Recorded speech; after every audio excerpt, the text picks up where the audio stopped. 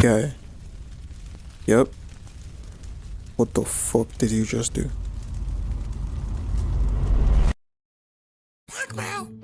Even though we had been very good friends for the better part of the last 2 years of my life, I always felt like Dara didn't truly trust me. And really, what was there to trust? I was smart, but I was clumsy.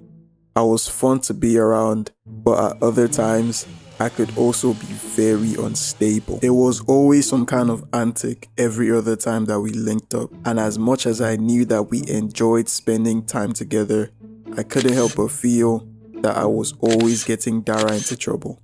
And for that reason, he could never truly trust me. And that was exactly how this day started. It was a regular NPC-ass Wednesday. And as second year college students, after 7 grueling hours of lectures, niggas was hungry. And for your 2 economics majors at the time, Wednesdays were notoriously the longest day in the entire school week. So niggas were not just peckish, no, niggas was starving. Now, one thing you need to know about my circle of friends at the time is that we weren't exactly broke. But you could say we were constantly living at the edge of our means. So because of that, we constantly knew at every given moment the amount of times we could eat out or buy food before our accounts would start going red. And gang, looking at the account balance at the time, today was not finna be one of those days. Bro, I'm so hungry. Like, listen to this shit, bro. Feed me. Please feed me. Bro, I feel you, gang. My shit been crying out since the last 2 periods. But unfortunately, my wallet is screaming louder. I cannot buy food, bro. It's going to have to be Gary today, said Dara. And I was like, my nigga, Gary again? Like, are you not ashamed of your entire existence? Like, chill, bro, I got you. I went home this weekend. My mom gave me some new groceries and that. And you know I get sexy in the kitchen.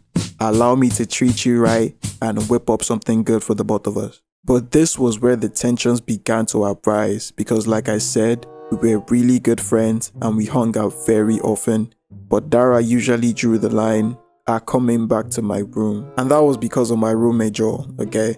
If I was Phineas, that nigga was Ferb. We were the dynamic duo of doom when it came to acting irresponsible.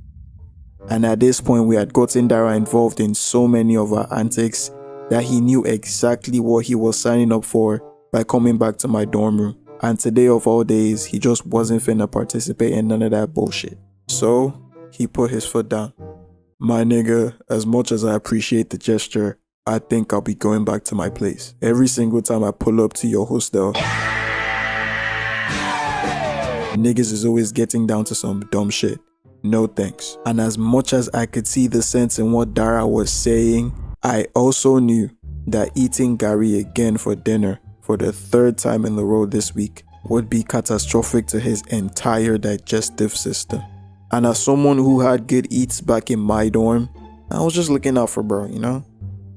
And I also just didn't want to be by myself. So I knew I had to convince this nigga to pull up one way or another. Because the number one thing I had learned about Dara over the years is that he likes to play this hard to get game with me. It's like getting with the shorty that's not readily interested. There's always that 20% window where your shot may go through and you're in, baby. And luckily for me, I had a trick up my sleeve. What Dara didn't know was that this wasn't just any meal we were about to make.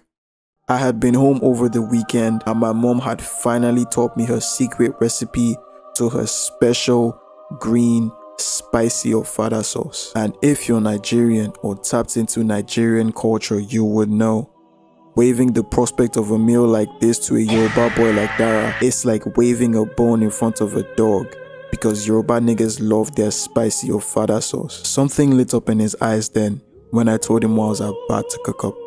And in that moment, I knew I had him. And to seal the deal, I sprinkled on the magical words, "What's the worst that could happen?" So of course, we pulled up to my hostel.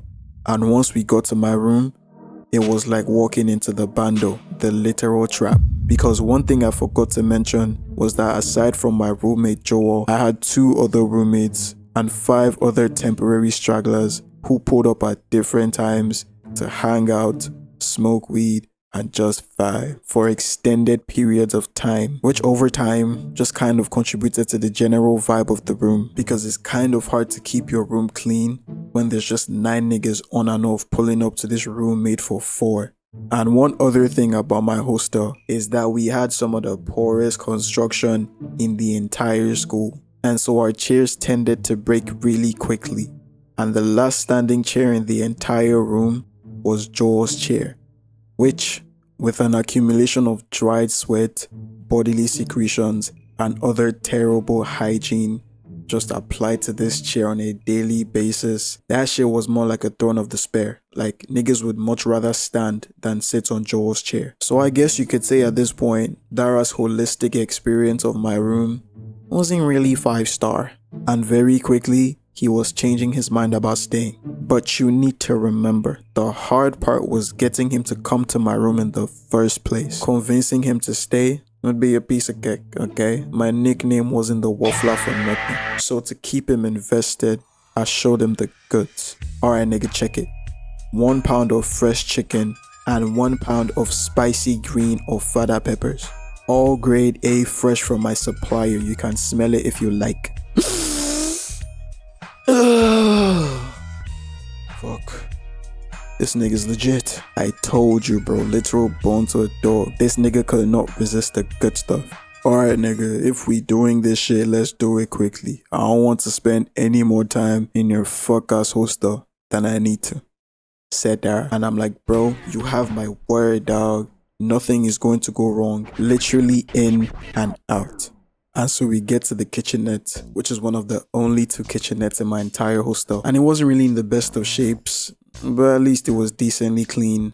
And it was early enough in the day for the rats to not have pulled up yet. So without all the extra bluff, scruff, and fluff, we got to cooking. And I was revealing the recipe to Dara in stages. Because when it comes to spicy Ofada sauce, everything has to be precise. One wrong move and you're going to upset the entire feng shui of the meal. And according to the recipe, the next crucial thing we had to do was bleach the oil.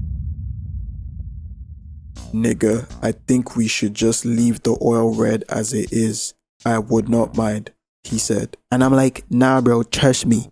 Bleaching the oil is essential to the process. This is exactly how my mom does it, and I have to do it the same way or else we're going to mess up the taste, bro. Are you really trying to mess up the sauce?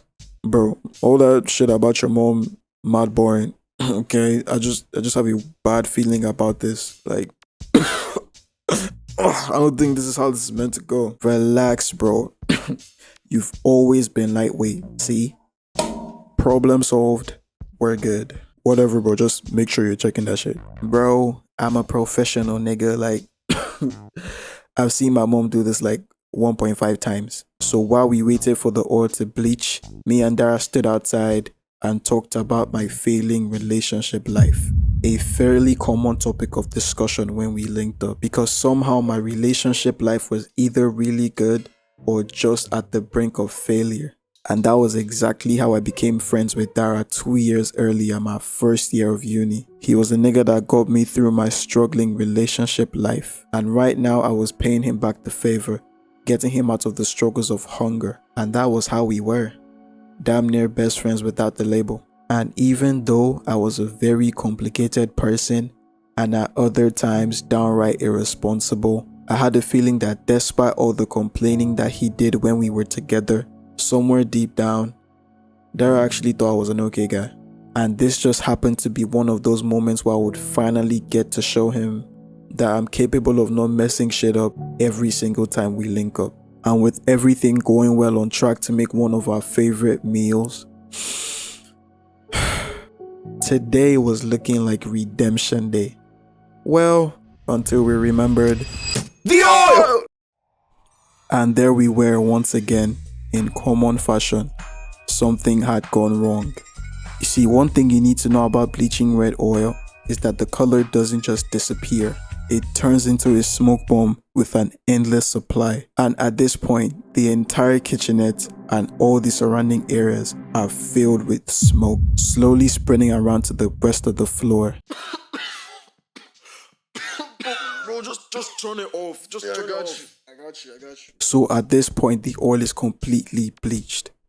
And half the first floor of my dorm is covered in smoke. But I'm like, at least step one is covered and no major casualties were involved. And looking back, I probably should have waited for the oil to cool down before I threw in the chicken.